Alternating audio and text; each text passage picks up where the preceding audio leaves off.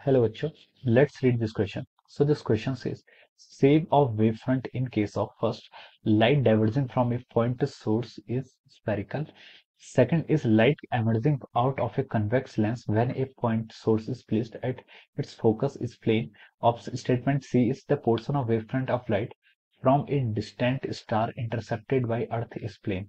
Then which of the above statement are correct? A is first and second, B is second and third, C is first and third and D is first second and third. Okay, तो चलिए बच्चों अब हम इस question को start करते हैं।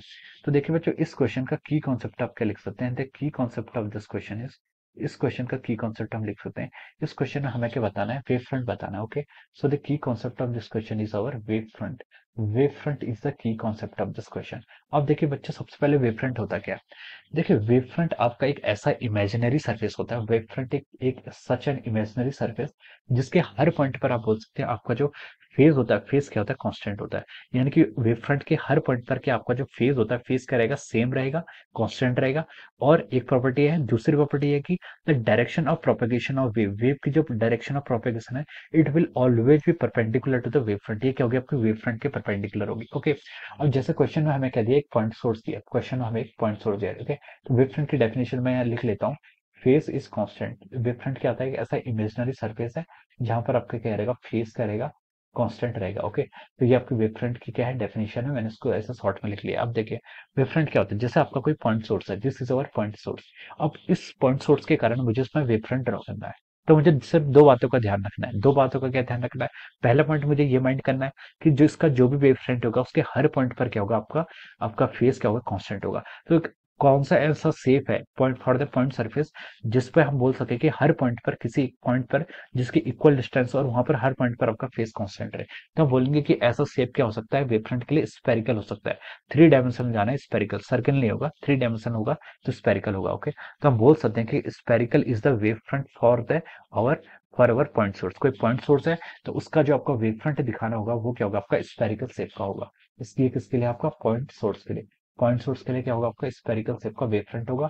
अगर आप इसमें किसी भी पॉइंट पर बात करेंगे, आप इस स्पेरिकल में ये पॉइंट ले लीजिए, चाहे ये पॉइंट ले लीजिए, ये पॉइंट ले लीजिए, ये पॉइंट ले लीजिए, हर पॉइंट पर हम बोल सकते हैं कि जो आपका फेस होगा, फाइव मान लीजिए इसका फेस है, वो क्या रहेगा? आपका कांस्टेंट रहेगा। Five five face will constant. और जो वेव होगी, वेव के देखिए आउटवर्ड भी जा सकती है, इनवर्ड भी जा सकती है, डिपेंड करती है, वो डिपेंड करती है आपके सोर्स पे। ओके, तो देखिए जो आपकी direction of propagation of wave होगी, it will always be perpendicular. ये कि आपकी परपेंडिकुलर है किसके? ये it will always, direction of propagation of wave is always be perpendicular to the wave front. Wave front की क्या होगी? ऑलवेज परपेंडिकुलर होगी। So this is the wave front due to a point source. पहला देखिए, पहले हमसे question में ये बोला था उसने, स्टेटमेंट वन में बताने की shape of wave front in case of first statement, light diverging from A point. So diverge कर रही है तो ये डायरेक्शन ऑफ एरोस की होंगी, आउटवर्ड होगी, इज स्पेरिकल। तो ये बिल्कुल सही स्टेटमेंट है। हम बोल सकते हैं कि statement first is our right statement. अब चलते हैं स्टेटमेंट सेकंड की तरफ। सेकंड ने बोला है कि light emerging out of a convex lens where a point source is placed at its focus is plane. अगर आपके पास क्या है? कोई कन्वेक्स लेंस है, let us suppose this is our convex lens, ये आपका कन्वेक्स लेंस है। Okay, this is our convex lens और फोकस पर क्या रखा है आपने? ऑब्जेक्ट रखा है। तो फोकस पर देखिए कन्वेक्स लेंस क्या करता है? रेस को क्या करता है? आपका कन्वर्ज करता है। कन्वेक्स लेंस का मतलब क्या? आपका कन्वर्ज करना। यहाँ से देखिए रे ऑफ लाइट आ रही है, this are our ray of light. ये क्या हो जाती है? कन्वेक्स हो जाती है। And after after passing through this lens it will go like straightforward. Okay, ये क्या करेंगे? आपका रेक्टिलिनियर यानी कि स्ट्रेट डायरेक्शन में क्या करेंगे? आपके ये कन्वर्ज हो जाएंगी। ओके, ये क्या हो जाएंगी? आपकी कन्वर्ज हो जाएंगी। तो अगर हम फोकस पर रखते हैं तो ये आफ्टर, आप जब हम आ रहा ऑब्जेक्ट क्या होता है? किसी लेंस के फोकस पे होता है, तो जो रे होती है after refraction they becomes parallel to the principal axis, principal axis के पैरेलल हो जाती है। अब देखिए यहाँ पर आपकी ये रे आ रही है, दिस आर द रे।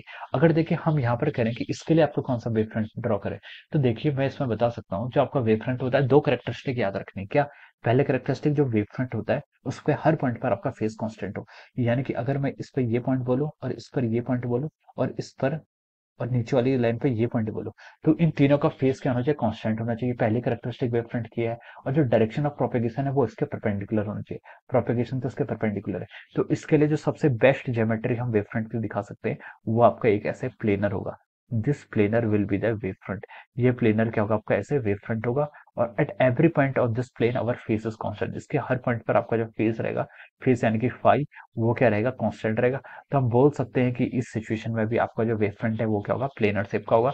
Light emerging out of the convex lens when a point source is placed at it focus is plane. Yes, this statement is correct. Okay, अब चलिए हम थर्ड स्टेटमेंट की तरफ मूव करते हैं। थर्ड स्टेटमेंट ने बोला the portion of the wave front of light from a distant star intercepted by earth is plane.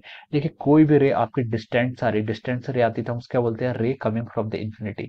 Infinity से कि अगर कोई भी रे आती है और हम उसको स्टडी करते हैं तो उसके मोशन को स्टडी, सॉरी, उसको हम कैसे स्टडी करते हैं, उसको स्टडी हम क्या करते हैं, उनको हम ट्रीट करते हैं कि this ray that are coming from the infinity are our parallel raise.